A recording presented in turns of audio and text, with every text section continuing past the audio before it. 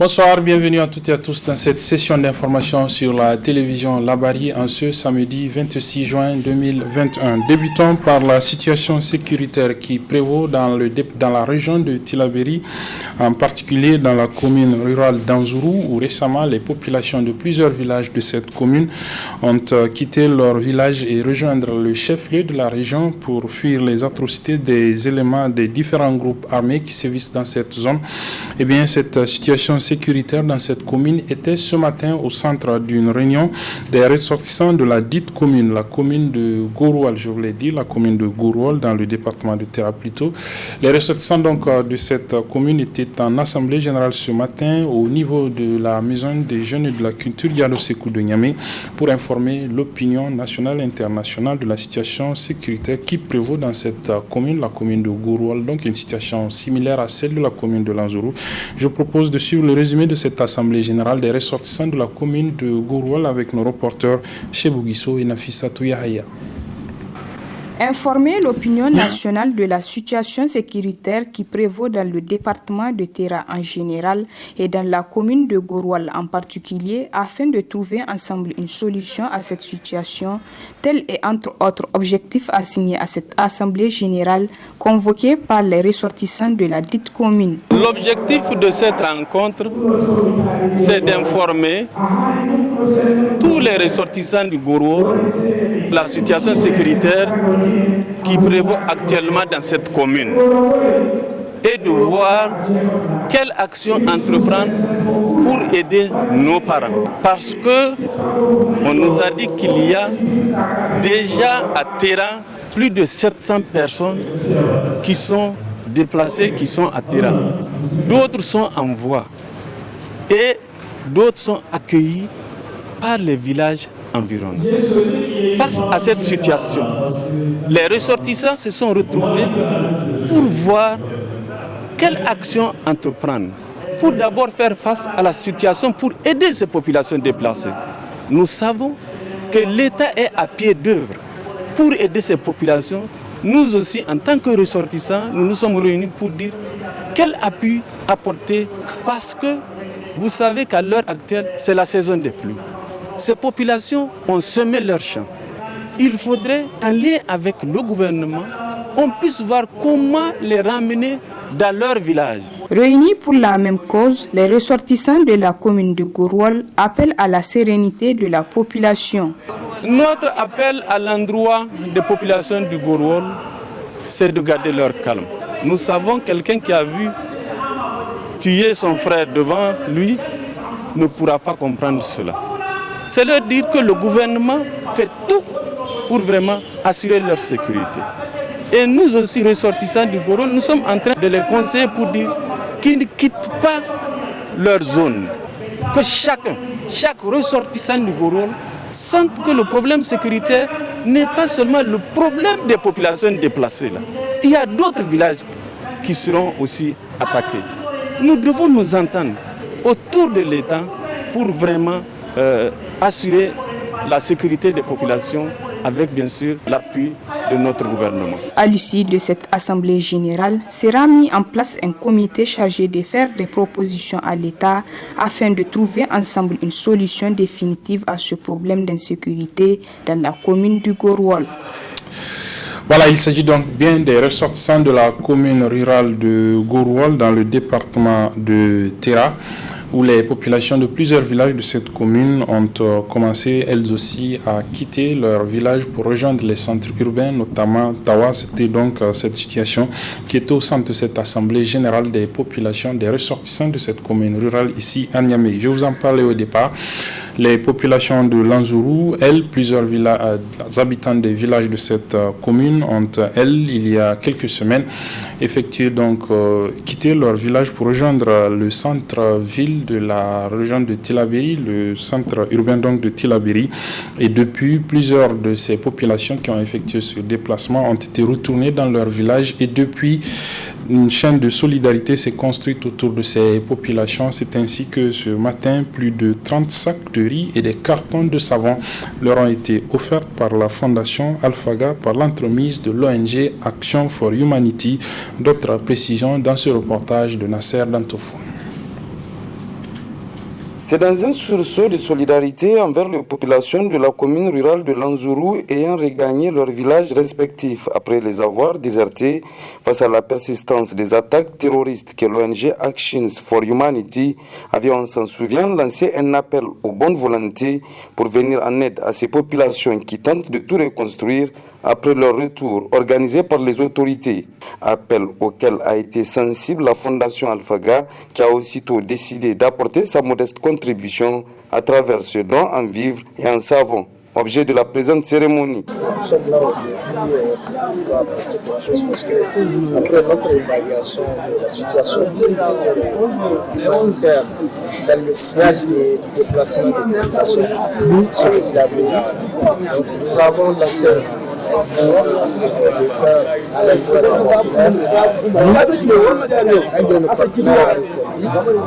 à savoir la fondation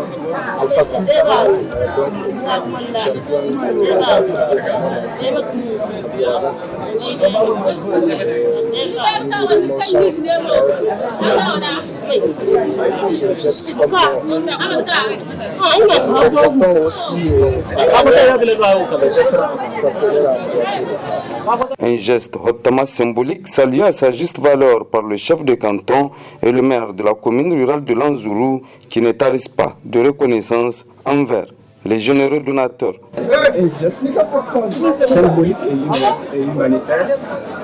Symbolique dans ce sens qu'il a pensé à nous. Et humanitaire dans ce sens que ce qui s'est passé à Anjou, il a touché. Donc, au nom de la population d'Anjou, de la commune de l'Anjou, et plus précisément au nom de la population du village de Gagné, je tiens à remercier la Fondation Alphaga au fond du cœur.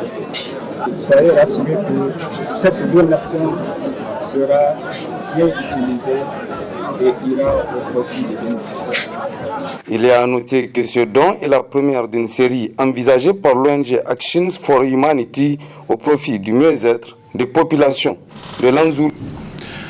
La suite de ce journal avec cette décision rendue par la Cour de justice de la CEDEAO récemment relativement à une plainte déposée devant elle par l'avocat de l'acteur de la société civile de Zender, Sadat Ilia Dammalam. Eh bien, la Cour de justice de la CEDEAO a condamné l'État du Niger à lui verser 50 millions de francs CFA. Je propose de suivre la réaction de l'acteur de la société civile, Sadat Ilia Dammalam, au micro du correspondant de la télévision Labari à Zender. Les sentiments qui m'animent après cet arrêt de la Cour de justice de la CEDEAO, c'est un sentiment de soulagement.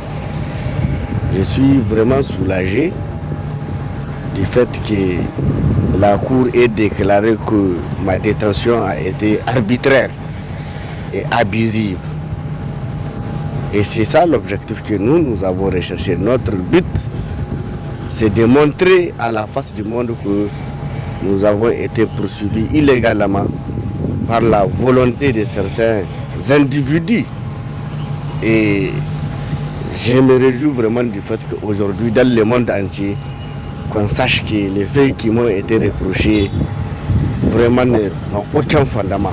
Nous sommes engagés à combattre toute forme de violation des droits de l'homme et la détention arbitraire est une des formes de violations qui sont encore en train d'être exercées sur les citoyens qui s'expriment librement ou qui agissent librement dans le cadre des associations.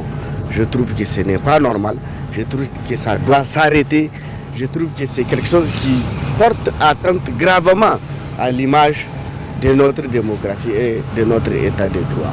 Oui, l'histoire nous a donné raison, non seulement par rapport au contenu qu'aujourd'hui tout le monde est en train de subir, pratiquement, parce qu'on a l'habitude de nous interpeller en ville pour nous dire que effectivement ce que vous avez dit à l'occasion de vos actions citoyennes, c'était vrai et que nous sommes en train de subir les âpres de cette loi de finances qui a d'ailleurs été reconduite à plusieurs fois.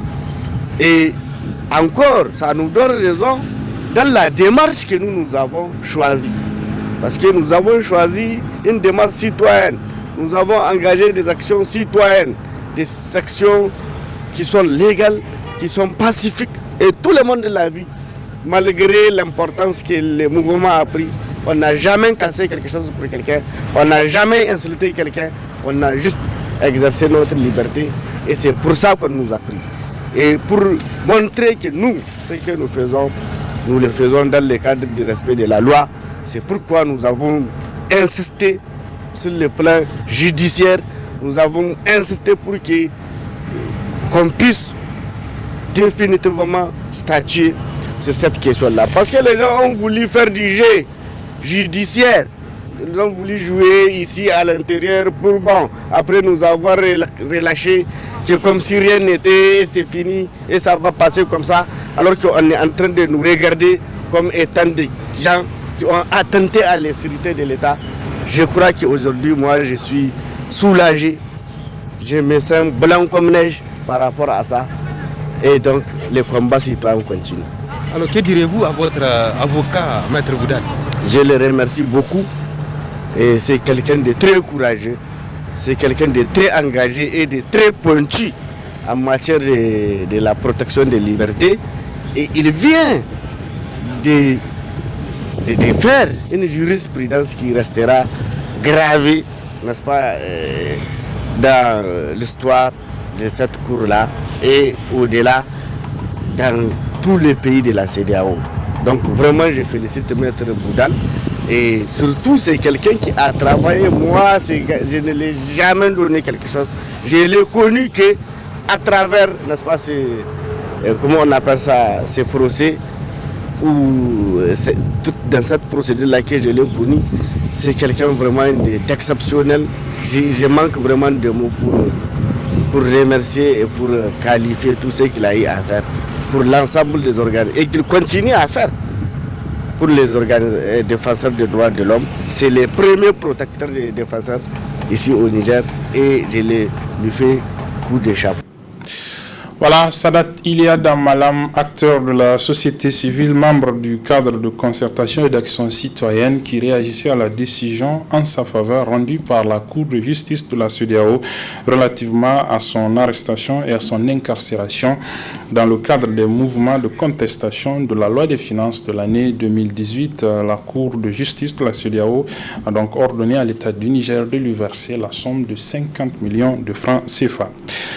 Nous recevons un invité sur ce plateau ce soir. Il s'agit de M. Bakary Traoré. Il est le directeur des ventes par intérim au niveau de Canal+. M. Bakary, bonsoir. Bonsoir. Merci d'être sur ce plateau de la télévision Labari ce soir pour nous parler des nouvelles offres de Canal+ pour ses abonnés. Alors dites-nous à l'heure actuelle quelles sont ces nouvelles offres que vous proposez à vos abonnés. Ok, bonsoir chers téléspectateurs de Télé Labari. Canal+, comme vous le savez, c'est votre partenaire des grands événements. Aujourd'hui, si je peux me permettre, c'est du miel qui coule à flot chez Canal à date. Pour ceux qui n'ont pas de décodeur, c'est la dernière bouillée de sauvetage. Ils n'ont que 4 jours pour pouvoir accéder au décodeur au prix exceptionnel de 10 500 francs et de 12 000 francs. C'est-à-dire avant le 30 juin. Avant le 30 juin, bien évidemment. Merci pour la précision. Avant le 30 juin. Et en plus, pour tous ceux qui sont abonnés, il y a de grosses surprises. C'est pour gagner beaucoup plus de chaînes avec Canal. Je m'explique. Ouais. Il y a des abonnés dont leur abonnement était arrivé à échéance depuis un certain temps, pour des raisons diverses. L'éducation des enfants et beaucoup plus d'autres raisons. Maintenant, si ces abonnés viennent à renouveler leur formule d'abonnement, quelle que soit la formule, Canal va leur offrir 15 jours de chaîne sur la formule Tout Canal, qui est l'intégralité du bouquet de Canal+. Et en revanche, des abonnés qui sont déjà là, dont leur abonnement n'a pas été coupé, s'ils viennent à poser un acte de renouvellement d'abonnement. Donc je prends un exemple pour pouvoir davantage illustrer. Un abonné Access, s'il vient à renouveler son abonnement à la formule évasion. La formule évasion, il s'agit bien de la formule de 11 000 francs. Donc Canal+ va lui donner ou offrir pendant 30 jours. Cette fois-ci, on parle de 30 jours, les chaînes de la formule évasion plus. Donc ça veut dire que c'est en cette période de grandes messes de football européen, aussi bien que la Copa. Donc c'est l'occasion de suivre ces grands matchs, d'être au cœur de cet événement footballistique. Surtout, vous n'oubliez pas que c'est déjà, on a entamé les matchs sponsors de huitièmes de finale. Donc pour rien au monde, il ne faut rater ces occasions. C'est l'occasion ou jamais de faire un tour dans nos agences pour vivre cette expérience du football européen et cumulativement américain. Ok, donc c'est en gros 3 nouvelles offres et vous avez déjà commencé par les ébaucher. Quels sont leurs avantages, ces 3 offres?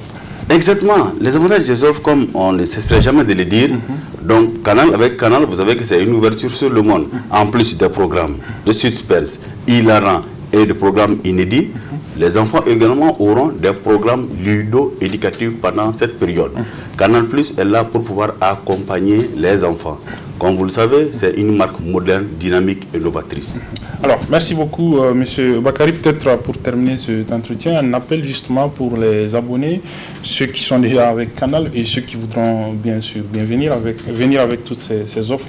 Pour ceux qui n'ont jamais fait, pour ceux qui n'ont pas fait encore, c'est le moment ou jamais de vous rendre dans nos agences pour avoir le décodeur au prix exceptionnel de 12 000 francs et de 10 500 francs. Okay. Il faut le faire dès maintenant. Sur les 4 jours, je l'ai dit bien, c'est la dernière bouée de sauvetage pour ne pas vivre le deuil psychologique du passé et d'avoir passé à côté du meilleur. Merci beaucoup, M. Bakary, et restez avec nous pour suivre la suite de ce journal, avec notamment cette conférence de presse animée ce matin par l'avocat du candidat à la présidentielle, Maman Ousmane, maître Lirwana Abdraman. Il était ce matin face à la presse, au niveau de son cabinet, un point de presse relatif donc à une plainte que le dit avocat a déposée devant lui aussi la Cour de justice de la CEDEAO pour faire entendre et prévaloir les droits de son candidat, Maman Ousmane, relativement aux élections présidentielles dernières. Je propose de suivre un extrait de ce point de presse de maître Lirwana Abdraman avant de retrouver l'intégralité dans nos éditions de demain. Rendre compte au peuple nigérien de la suite que nous avons réservée aux élections présidentielles qui se sont déroulées au Niger et qui ont fait l'objet d'un contentieux qui s'est purgé par la légalisation de tout le processus par la Cour constitutionnelle. Et c'est à partir de cet instant-là, et si vous vous rappelez dans les différents points de presse, interviews et conférences de presse que nous avons tenues, nous avons pris un engagement d'avoir dit que nous allons partir jusqu'au bout. Et voilà maintenant, au regard de ce qui s'est passé, que la Cour constitutionnelle, nous bastant, toutes les réclamations que nous avons adressées qui n'ont pas été traitées, elle a fait passer pour tenir l'audience de prestation de serment.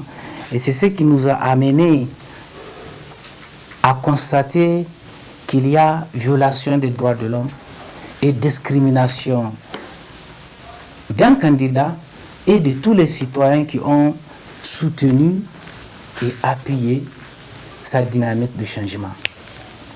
Et dans sa démarche légaliste,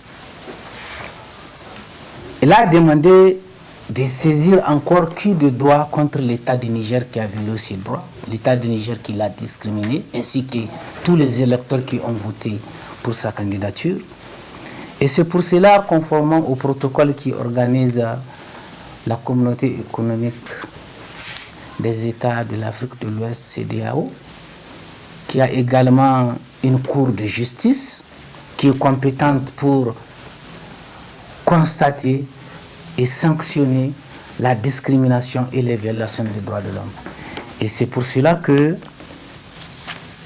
le 21 juin 2021, notre requête a été déposée à la Cour de la justice de la CEDEAO et elle a été enregistrée sur ce numéro 3221. Et également de toutes les pièces en annexe qui accompagnent la requête. Également 41 pièces en annexe que vous voyez compilées dans ce dossier. Et également, les pièces ont été reçues. C'est un dossier électronique, y compris tous les procès-verbaux de 6133 bureaux de vote. Nous avons relevé des irrégularités sur 5054 bureaux de vote qui ont été scannés dans un document électronique et qui a été versé au dossier de la Cour. Voilà, c'était donc Maître Lirwan Abdraman, avocat du candidat Maman Ousmane, candidat à la dernière élection, au second tour de la dernière élection présidentielle, relativement à la plainte déposée devant la Cour de justice de la CEDEAO en rapport avec justement l'élection présidentielle que son candidat Maman Ousmane conteste encore. Le contrôle aérien dans le contexte de la crise de la Covid-19, c'est le thème du 4e congrès ordinaire du syndicat des contrôleurs aériens du Niger, SICAM, ouvert ce matin. Le résumé de la cérémonie d'ouverture avec nos reporters Sadou Doumi et Nasser Dantof.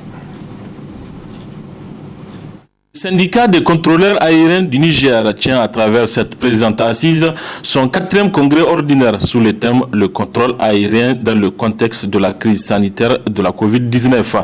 Un choix du thème qui n'est pas du tout fortuit au regard de l'impact négatif qu'a causé cette pandémie dans le secteur du transport aérien. Ce congrès ordinaire, moment important pour le fonctionnement de notre syndicat, se tient aujourd'hui dans un contexte sanitaire tout particulier, mais ouvrant de véritables défis. Défis sanitaires dans un premier temps, mais économiques surtout, quand on sait l'impact des répercussions désastreuses sur l'aviation. Il nous faudra mettre à profit ce temps de réflexion collective pour analyser au mieux le contexte et le sens des mutations dans notre secteur d'activité. Ceci doit nous permettre de mieux appréhender les questions provoquées par l'évolution de notre métier et les réponses à y apporter. Les réflexions et décisions auxquelles nous devons arriver au terme de ce congrès seront décisives pour l'avenir de notre métier. Ainsi, je voudrais lancer un appel à la vigilance à l'endroit de la nouvelle génération. Les acquis sociaux des dernières années constitue le fruit d'une mobilisation de tous les instants, de sacrifices et parfois de prises de position tranchées. La CNT centrale à laquelle est affilié le SICAN a, à travers son secrétaire général adjoint, réitéré leur disponibilité à accompagner le SICAN des résolutions qu'ils prendront à l'issue de cette assise, et au secrétaire général du ministère du Transport d'affirmer l'engagement et le soutien de son ministère au profit du SICAN. Les conséquences de cette pandémie ont impacté l'ensemble des travailleurs du secteur du transport aérien, en particulier celui des contrôles aériens. À cet effet, je me réjouis de constater que dans le programme de votre 4e congrès, la question de l'impact de la Covid-19 fera l'objet de longues réflexions. Aussi, je n'ai aucun doute que ces réflexions issues de ces assises sortiront des propositions concrètes qui contribueront sans nul doute à permettre une relance efficiente et progressive des activités des compagnies aériennes.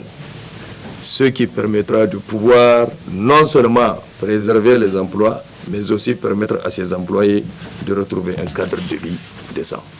Soyez rassurés que mon département ministériel ne ménagera aucun effort à vous accompagner pour la mise en œuvre de vos réflexions et recommandations. Au-delà des résolutions et recommandations, le SICAN procédera aux élections et à la mise en place d'une nouvelle instance dirigeante. Du sport avant de refermer ce journal avec la finale de la Coupe nationale de football qui s'est jouée cet après-midi au stade général Séni Kounté de Niamey en présence du président de la République, chef de l'État Mohamed Bazoum. Et une finale qui a mis aux prises l'Union sportive de la gendarmerie nationale et l'Association sportive de la police nationale. Et au finish, c'est l'USGN, l'Union sportive donc de la gendarmerie nationale qui remporte cette coupe à la suite donc de la séance des tirs au but 4 buts à 3 pour l'AS Police. L'USGN qui consacre donc ainsi le doublé championnat et coupe nationale, d'où toute la satisfaction de l'entraîneur de cette équipe, M. Zakariaou Ibrahim, que je vous propose de suivre en réaction après le match. bien sûr que nous sommes très comblés d'avoir enfin, je ne trouve pas les mots, c'est l'émotion certainement, mais vraiment nous avons fait quelque chose de très grand. Ce n'était pas facile au départ, petit à petit, au fil des mois, nous avons pu construire cette belle équipe, n'est-ce pas, qui a donné vraiment beaucoup de joie aux supporters de l'USGN et aux supporters du football tout simplement. Moi je pense que cette équipe est encore en progression. Et il va falloir vraiment mettre beaucoup de moyens pour que vraiment l'USGN s'installe dans ce championnat nigérien à jamais. C'est les perspectives d'avenir, c'est les joutes internationales, donc c'est la Champions League. Et là c'est le très très haut niveau africain. Et donc il va falloir vraiment mettre beaucoup plus de moyens et rehausser le niveau de l'équipe pour vraiment faire une grande prestation. Pourquoi pas ne pas jouer enfin le match de poule, une première au Niger en ce qui concerne l'USGN. En tout cas moi, par rapport au bilan, je suis entièrement satisfait de mes joueurs aujourd'hui. Si vous avez fait la lecture du match, les premières occasions, c'était nous qui les avons eues. Dans mon discours d'avant-match, je les ai dit, on va avoir ces occasions-là. Et si on les rate, ça peut nous coûter cher. Malheureusement, c'est ce qui a été fait. Mais de l'autre côté, moi je savais qu'on allait amener cette équipe jusqu'à l'usure. Parce que cette équipe n'est pas joueuse. Cette équipe joue le long ballon. Donc on a pu le contrer. On a pu poser notre jeu et aller égaliser. Maintenant, les tirs au but. C'est vrai, on parle d'une question de chance. Mais moi je pense qu'on n'a pas eu assez la motivation, la concentration pour aller marquer ces tirs au but. Mais dans l'ensemble, je dis que bon, vu la saison que la gendarmerie a faite, vraiment bon, ils n'ont pas démérité, ils ont entièrement cette chance d'avoir cette coupe. Ils ont participé à 2 compétitions africaines avec le groupe, ils se sont renforcés. Ils ont un grand nombre de joueurs, même en équipe nationale A, contrairement à l'AS Police qui a des jeunes joueurs ambitieux. Moi je pense bien que bon, la logique a été respectée. C'est vrai, j'ai tout juste signé pour 3-4 mois. La saison vient de se finir, vient de se terminer. Bon, déjà, le président m'a chuchoté qu'on devrait se voir demain aussi pour préparer la nouvelle saison. Moi, je souhaiterais avoir un peu plus de temps pour réfléchir avant de m'engager dans ce genre de situation. Cette équipe, je l'ai prise, comme vous l'avez si bien dit, en 2e tableau de championnat. Il y avait beaucoup de manquements. J'ai travaillé dur pour reconstruire cette équipe. Mais finalement, on n'a rien eu. On a ce challenge de championnat qui nous reste, je crois, c'est le 2. Donc il faut tout faire pour maintenir cette équipe en ligne, en Super League. Et maintenant voir demain ce qui va arriver, quoi. Voilà, vous l'avez sans doute compris de vous-même, l'entraîneur de l'USGN, Zakariaou Ibrahim, a été suivi par son homologue de l'AS Police, Hassan Ide Barkiré, qui a donc perdu ce match de la finale de la Coupe nationale de football cet après-midi au stade général Séné-Kountié de Niamey. L'AS Police qui n'a donc pas du tout démérité, selon son entraîneur Hassan Ide Barkiré, que vous avez donc suivi juste à la suite de l'entraîneur de l'USGN, Zakariaou Ibrahim. Pour refermer ce journal, nous proposons un dossier sur le dîner gouvernemental de plaidoyer pour le financement de l'éducation et de la formation professionnelle, une initiative du réseau des organisations pour la transparence et l'analyse budgétaire ROTAP, appuyée par son partenaire Oxfam. Le dîner visait donc à amener les décideurs à consacrer une part importante du budget au secteur de l'éducation. C'était hier au niveau du restaurant Dragon d'Or de Niamey. Le résumé dans ce dossier donc signé Sadou Doumi et Adam Ousmana. Très bonne réception et bonne suite de nos programmes. Acteurs de la société civile nigérienne et ceux du secteur de l'éducation et de la formation professionnelle, ainsi que des élus nationaux, se retrouvent à travers ce cadre convivial pour accorder leur violon sur la nécessité d'un financement conséquent de l'éducation au Niger. D'entrée du jeu, les initiateurs de cette rencontre ont tenu à souligner l'objectif visé. Nous avions voulu de cette soirée pour parler du financement des secteurs sociaux de base, notamment l'éducation. Pour nous, tant qu'on utilise rationnellement les ressources naturelles tirées du sous-sol, nous pourrions bien atteindre ce que nous souhaitons pour notre pays, à savoir le développement. On ne peut pas parler de développement sans éducation dans un pays. Et pour ça, il était prévu pour nous de vous présenter 2 avant-projets de loi. pour que, justement, ces ressources consacrées par la Constitution nigérienne, pour que ça soit utilisé dans ces secteurs, puissent être effectivement utilisées dans le domaine de l'éducation, de la formation professionnelle. Nous allions vous remettre tout à l'heure aux honorables députés et à Monsieur le ministre de l'Enseignement supérieur et de la Recherche les avant-projets pour qu'ils puissent être nos ambassadeurs auprès du Parlement et du gouvernement pour qu'un jour nous puissions voir ces projets de loi adoptés par notre pays et mis en œuvre. Nous avons fait le constat qu'en ce qui concerne l'éducation, en dépit de tous les engagements qui ont été pris, depuis les années 2000 jusqu'à aujourd'hui, tous les gouvernements qui se sont succédés, tous les régimes qui se sont succédés, se sont engagés à consacrer au moins 25% du budget de l'État au secteur de l'éducation. Et on peut dire que de 2000 à aujourd'hui, jamais on a atteint ce seuil-là de 25%. On n'a jamais atteint le seuil de 25% du budget de l'État consacré au secteur de l'éducation. Une initiative qui est vivement saluée aussi bien par les ministères concernés que par les représentants de l'Assemblée nationale à cette rencontre. On salue cette initiative et tout le monde le sait. C'est le programme du président de la République. Dans son programme, l'éducation a une place de base. Ça, vous l'avez entendu, vous l'avez vu et beaucoup l'ont lu. Et quant à nous, parlementaires, comme vous l'avez demandé, on sera votre émissaire au niveau de l'Assemblée nationale. Vos préoccupations rejoignent celles des autorités au plus haut niveau. La DPG du Premier ministre, approuvée par l'Assemblée, a fait une place de choix avec un rehaussement très significatif du taux réservé à l'éducation. Donc, pour dire que nous menons le même combat. Il est important que vous le sachiez, dans la déclaration de politique générale du Premier ministre, il a été envisagé de porter la part de l'éducation à 22%.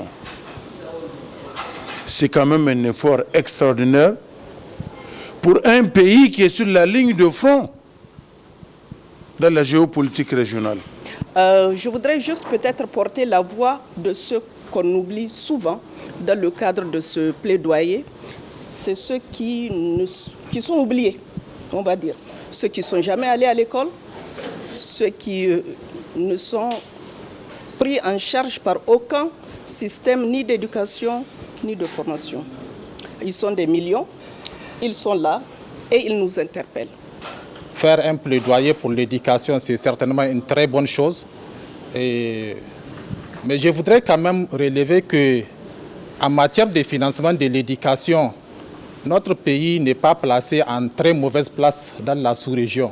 Je remercie encore une fois Rotab et bon vent donc à notre initiative. A noter que ce plaidoyer a été rendu possible grâce à l'appui d'Oxfam dont le représentant a souhaité le concours de tous pour un financement plus conséquent des secteurs sociaux de base pour le bien-être des populations. Le président de la République l'a si bien dit, et il a pris l'engagement d'investir dans l'éducation. Et nous, n'ayant pas accès directement à lui aujourd'hui, on voudrait passer par votre biais, chers honorables et parlementaires et chers ministres, pour nous appuyer dans ce plaidoyer-là. Ce n'est pas pour les OSC, ce n'est pas pour Oxfam, mais c'est pour que les enfants nigériens et les jeunes et les femmes du Niger aient accès à une éducation de qualité, accessible à tous, en tout cas au maximum de jeunes. Et je pense que cette activité qu'organise Rotab aujourd'hui participe à notre effort, nous tous, de faire avancer certains indicateurs sociaux, notamment l'éducation et la formation professionnelle.